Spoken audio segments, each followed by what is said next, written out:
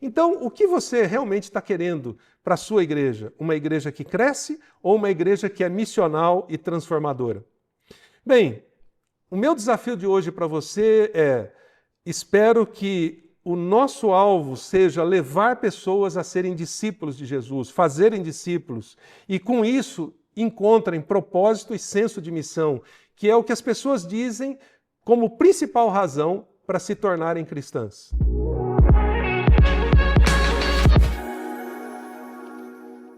Olá, amigos, estamos aqui para mais um episódio da Envisionar Podcast, em parceria com a Rádio Transmundial, e nessa série estamos falando sobre quando as igrejas acertam o alvo, as pessoas florescem.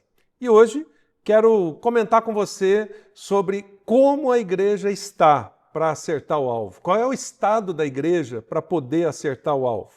Bom, se a gente fizer uma comparação com um atleta para acertar o alvo precisa estar em forma.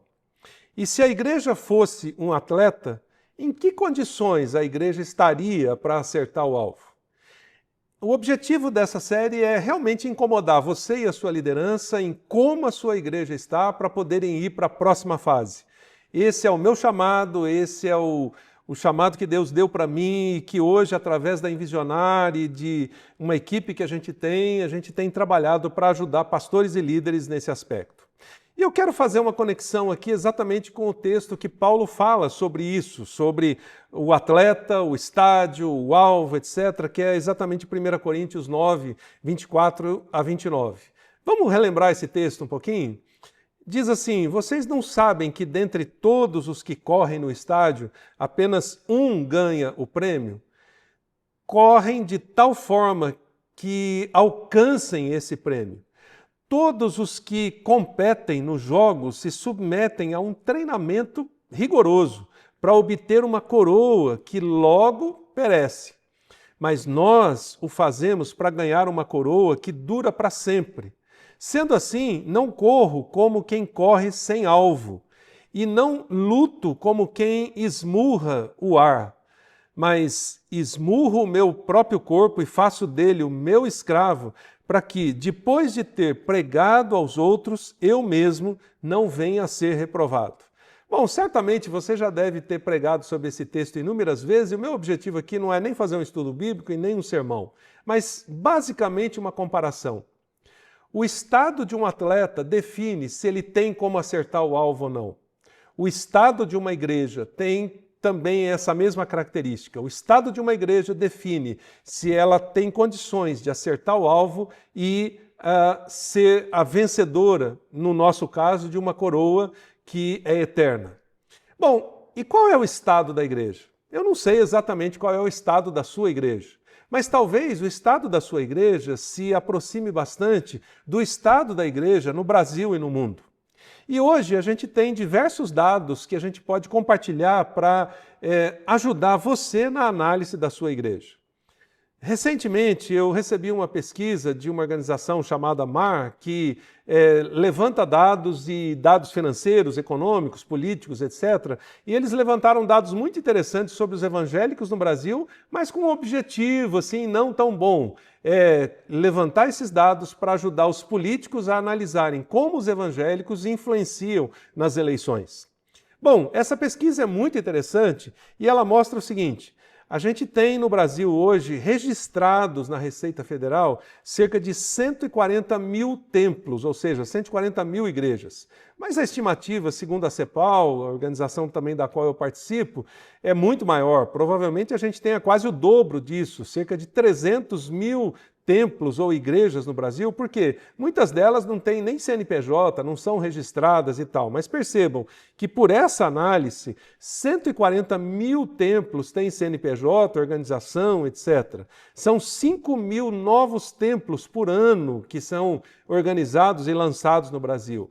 E isso faz uma estimativa de que a gente tenha hoje cerca de 35,8% da população que se chama ou se denomina evangélicos.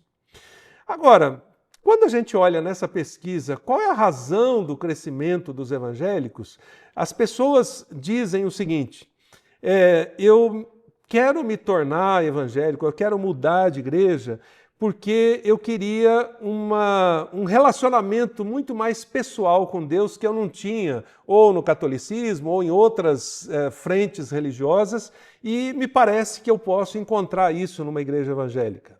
Me tornei evangélico porque eu quero um crescimento maior na minha vida, na área moral, integridade, etc. Eu quero ter um grupo de pessoas com as quais eu possa me relacionar e ter um aprofundamento na minha vida. Eu quero ajuda para resolver meus problemas pessoais, financeiros e diversas outras áreas da vida. E também quero ajuda para o meu casamento e para a minha família. Bom, essas são algumas das razões pelas quais um grande número de pessoas se tornaram cristãs, se tornaram evangélicas. De outro lado, se a gente olha para a situação global da igreja, esses dias a Barna e a GLU lançaram uma pesquisa sobre o estado da igreja que mostram algumas coisas e tendências muito interessantes. Apesar de a gente ter esse crescimento dos evangélicos, a gente tem, por exemplo, cerca de 31% da geração Z, a geração mais recente, nascida a partir dos anos 2000, que não querem nenhum relacionamento de fé. E o mais interessante é que isso é a média, porque 38% das mulheres da geração Z são classificadas como sem fé, não estão abertas a um relacionamento espiritual com Deus e assim por diante. Mas, de outro lado, um dado bom é que 59% da geração Z dizem estar abertas à fé, contra apenas 43% da geração X e, pior, 34% da geração Boomer, dos Baby Boomers. Então percebam que os mais velhos em idade estão ficando mais céticos em relação a Deus e tem uma parcela considerável da nova geração que também está cética, mas aí no meio tem uma parcela grande das novas gerações completamente abertas à fé e ao relacionamento com Deus. A Barna também diz que 72% dos adultos estão mais abertos à fé no pós-pandemia. Bom, percebam que esses são dados muito interessantes para nós, como pastores e líderes, se nós queremos fazer com que a nossa igreja acerte o alvo e alcance um propósito maior de fazer diferença no mundo. Nessa pesquisa também é revelada uma coisa muito importante. São 4 grandes tendências e uma delas é que a estratégia do discipulado precisa ser melhorada. As igrejas não estão sendo efetivas nisso, tanto nos Estados Unidos como globalmente. Mas percebam um contraponto disso. A pesquisa indicou que 38% das pessoas numa igreja normalmente participam de um pequeno grupo, uma célula ou coisa desse tipo, um grupo de relacionamento. Mas tem 31% de membros de igreja que estão procurando coaching ou mentoria fora da igreja, porque as suas igrejas não estão oferecendo isso. Percebam que dado interessante, 1/3 da igreja tem algum tipo de relacionamento e 1/3 está procurando fora porque a igreja não tem. Bom, talvez nós tenhamos muitos cristãos procurando coaching e mentoria fora da igreja porque está faltando exatamente o discipulado. Há muita gente seguindo influenciadores porque talvez faltem discipuladores. Percebam que todos esses dados, eles se contrapõem e geram um incômodo para nós, e se não está gerando, deveria gerar um incômodo em você, porque esse é o estado da igreja. De outro lado, a pesquisa da Barna e da GLU revela o seguinte, que as pessoas, os cristãos, estão usando a tecnologia não só para se distraírem, para seguirem as pessoas, os influencers, ou assistirem filmes, ou temporadas, ou coisa desse tipo, mas elas estão buscando ajuda na tecnologia para algumas áreas cruciais da vida, como, por exemplo, a identidade. A pergunta quem eu sou, as pessoas estão buscando resposta nas redes sociais, na tecnologia. A solução para a ansiedade, elas estão buscando a resposta para como é que eu vivo no mundo de hoje, na tecnologia. Elas estão buscando na tecnologia a solução para a solidão. Será que eu sou amado?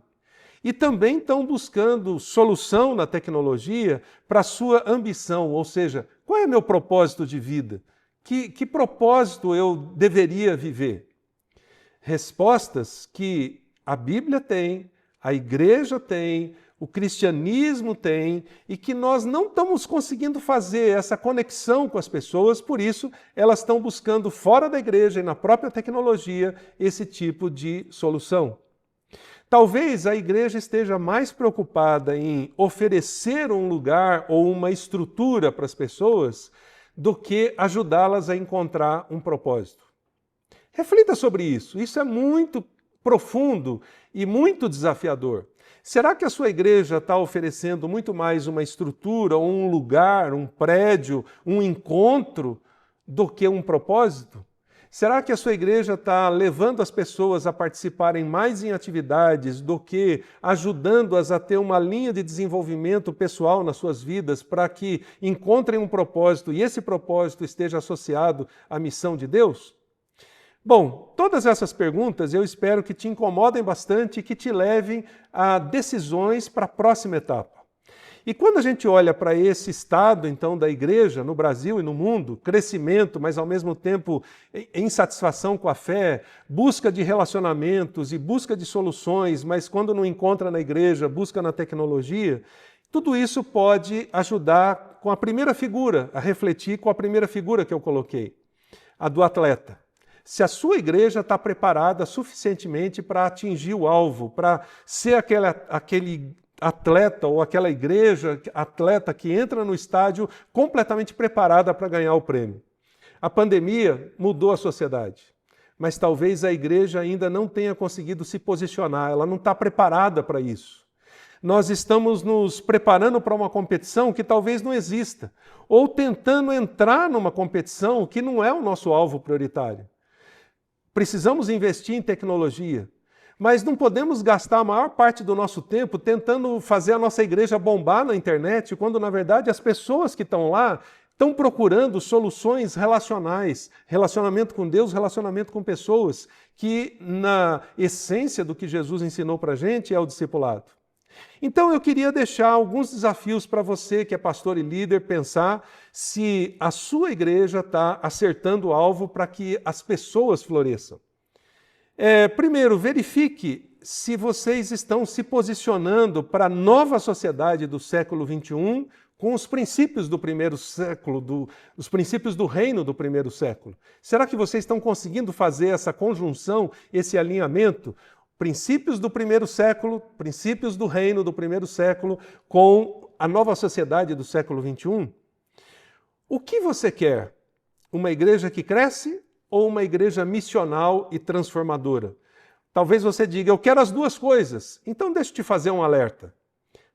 Eu ouvi uma frase que eu não sei quem é o autor e por isso estou compartilhando sem autoria. Tudo que é saudável cresce, mas nem tudo que cresce é saudável. Nossa, que estranho. O que isso significa? Tudo que é saudável cresce. Uma criança, por exemplo, saudável, com boa alimentação, cuidado, amor dos pais, etc., cresce. Mas nem tudo que cresce é saudável. Um câncer, por exemplo, um tumor, ele cresce dentro do seu corpo, mas ele não é saudável. Então, o que você realmente está querendo para a sua igreja? Uma igreja que cresce ou uma igreja que é missional e transformadora? Bem, o meu desafio de hoje para você é, espero que o nosso alvo seja levar pessoas a serem discípulos de Jesus, fazerem discípulos, e com isso encontrem propósito e senso de missão, que é o que as pessoas dizem como principal razão para se tornarem cristãs. A decisão de hoje, então, é converse sobre isso com a sua liderança e incomode essa liderança para pensar no futuro que vocês estão construindo. Se você precisar mais ferramentas, eu sugiro o livro Planejamento Estratégico para Igrejas, que traz todos esses princípios e fundamentos, um programa que a gente tem chamado Discipule, que pode te ajudar a exatamente levar as pessoas a florescerem para o seu alvo. Então, não fique no estágio que você está. Pense em como atingir o seu alvo e levar a sua igreja a florescer e as pessoas que estão lá a também florescerem. No próximo episódio, mais dicas práticas para essa reflexão. Grande abraço e Deus te abençoe.